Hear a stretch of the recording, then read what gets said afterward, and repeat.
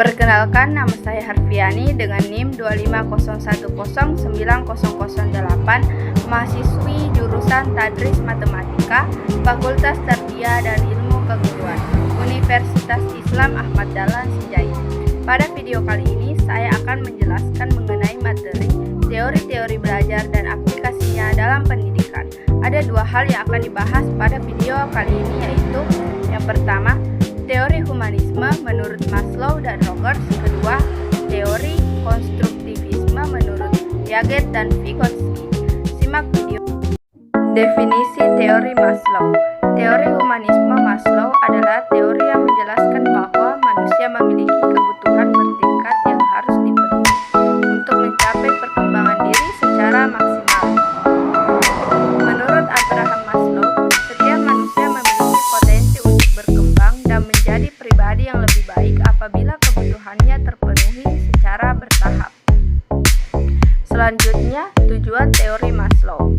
Tujuan teori Maslow adalah membantu manusia mencapai perkembangan diri secara optimal.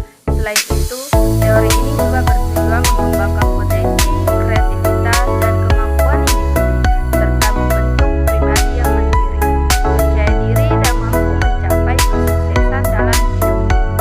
Poin-poin utama teori Maslow. Menurut Maslow, manusia memiliki potensi untuk berkembang menjadi pribadi terbaik. Yang pertama, perilaku manusia dipengaruhi oleh kebutuhan hidup yang ingin dipenuhi. Kedua, kebutuhan dasar harus dipenuhi terlebih dahulu sebelum mencapai kebutuhan yang lebih tinggi. Yang ketiga, tujuan tertinggi manusia adalah mencapai aktualisasi diri, yaitu kemampuan untuk mengembangkan bakat dan potensi secara maksimal. Hierarki kebutuhan Maslow. Maslow membagi kebutuhan manusia menjadi 5 tingkatan.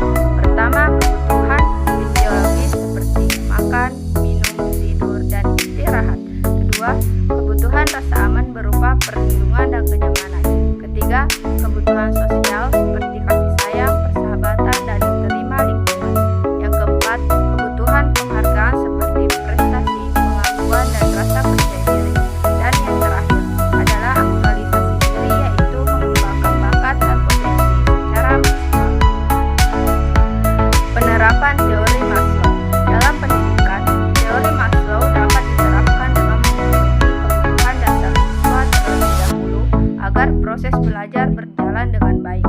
Guru juga perlu menciptakan suasana belajar yang aman dan nyaman, memberikan motivasi dan penghargaan kepada siswa, serta membangun mereka mengembangkan bakat dan potensi diri agar dapat mencapai hasil belajar yang optimal.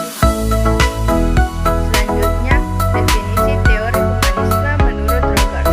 Teori humanisme Rogers adalah teori yang menekankan bahwa setiap manusia memiliki potensi untuk berkembang, belajar, dan menjadi pribadi yang lebih baik melalui pengalaman serta lingkungan yang mendukung.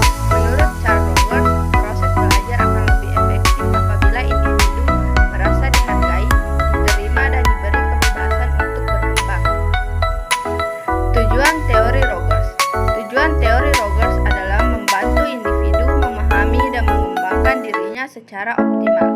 Selain itu, teori ini bertujuan meningkatkan rasa percaya diri dan tanggung jawab, serta membantu siswa mengembangkan kreativitas dan potensi yang dimiliki. Poin-poin utama teori Rogers. Menurut Rogers, manusia pada dasarnya baik dan memiliki keinginan untuk terus berkembang. Pembelajaran harus berpusat pada peserta didik agar siswa lebih aktif dalam belajar. Setiap individu memiliki potensi dan kemampuan yang berbeda-beda. Dalam proses pembelajaran, guru berperan sebagai fasilitator yang membimbing siswa.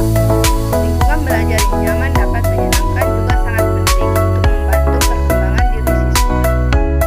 Teori Rogers memiliki beberapa konsep utama. Pertama, konsep diri, yaitu pandangan seseorang terhadap dirinya sendiri. Kedua, aktualisasi diri, yaitu dorongan untuk mengembangkan potensi diri secara maksimal. Ketiga, yaitu penerimaan, perhatian dan penghargaan tanpa syarat kepada individu. Dan yang terakhir adalah belajar bermakna, yaitu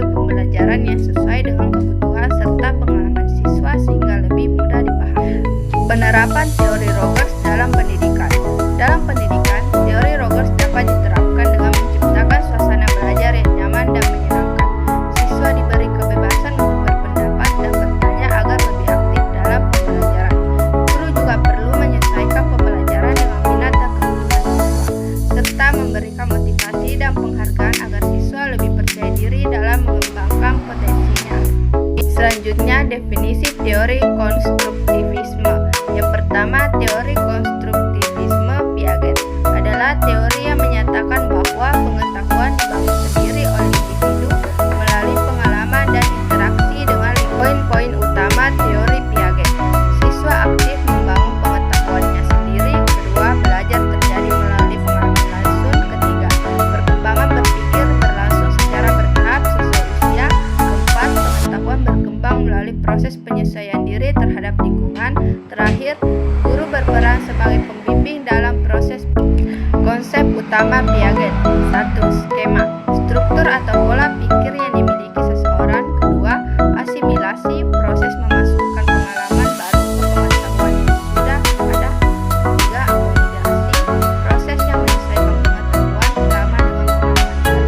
Keempat, equilibration, proses menyeimbangkan antara asimilasi dan akomodasi. Tahap perkembangan kognitif. 1. Sensori motor, 0 sampai 2 tahun, belajar melalui gerakan dan panca indera. Kedua, praoperasional, 2 sampai 7 tahun, mulai menggunakan simbol dan bahasa. Ketiga, operasional konkret, yaitu usia 7 sampai 11 tahun, mampu berpikir logis tentang benda nyata. Keempat, operasional formal, 11 tahun ke atas, mampu berpikir abstrak dan memecahkan masalah. Penerapan dalam pendidikan. Pertama, guru memberikan pengalaman belajar langsung. Kedua, siswa didorong aktif bertanya dan menemukan jawaban. Ketiga, pembelajaran disesuaikan dengan tahap perkembangan siswa. Keempat, menggunakan media dan kegiatan yang konkret agar mudah dipahami. Teori konstruktivisme yang kedua, menurut Vygotsky, adalah teori yang menyatakan bahwa pengetahuan dibangun melalui interaksi sosial, bahasa, dan kerja sama dengan orang lain. Poin-poin utama teori Vygotsky. Pertama, belajar terjadi melalui interaksi sosial. Kedua, bahasa berperan penting dalam perkembangan berpikir. Ketiga, siswa belajar lebih baik dengan bantuan guru atau teman. Keempat, lingkungan sosial memengaruhi perkembangan kognitif. Terakhir, guru berperan sebagai pembimbing dan fasilitator belajar. Konsep utama Piaget. Yang pertama, Zone of Proximal Development atau ZPD, jarak antara kemampuan yang dimiliki siswa dan kemampuan yang dapat dicapai dengan bantuan orang lain. Kedua, scaffolding, bantuan sementara dari guru atau teman untuk membantu siswa memahami materi sampai mampu belajar mandiri.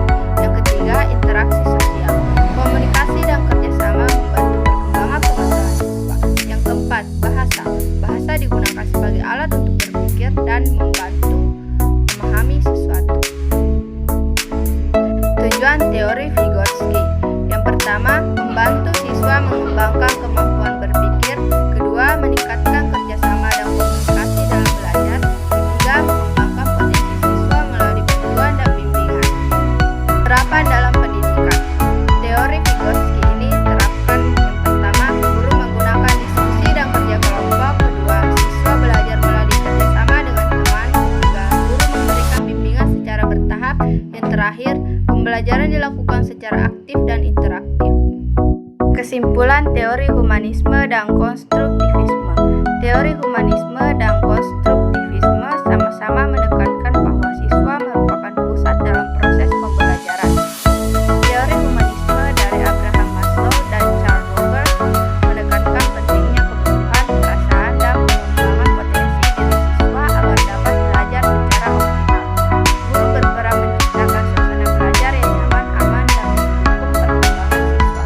Sedangkan teori konstruktivisme dari Jean Piaget dan Lev Vygotsky menekankan bahwa pengetahuan dibangun sendiri oleh siswa melalui pengalaman, interaksi sosial, dan lingkungan belajar. Secara keseluruhan, kedua teori tersebut bertujuan membantu siswa menjadi lebih aktif, mandiri, kreatif, dan mampu mengembangkan potensi dirinya secara maksimal dalam proses pembelajaran. Sekian dari video materi ini. Apabila ada kesalahan, mohon dimaafkan, dan semoga materi ini dapat menambah wawasan saya dan juga teman-teman sekalian.